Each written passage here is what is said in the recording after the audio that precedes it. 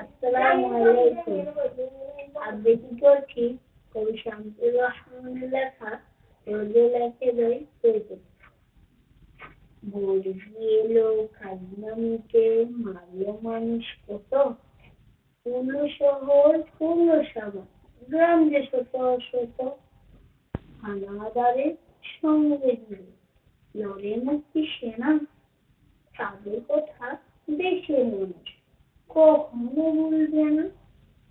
আবার দেখি নীল আকাশে পায়রা মেঘের পাখা, মা হয়ে যায় দেশের মাটি তার বুকেতে থাকা। কাল যেখানে আঁধার ছিল আর সেখানে আলো, কাল যেখানে মন্দ ছিল আর সেখানে ভালো, কাল যেখানে পরাজয় কালো সন্ধ্যা হয়,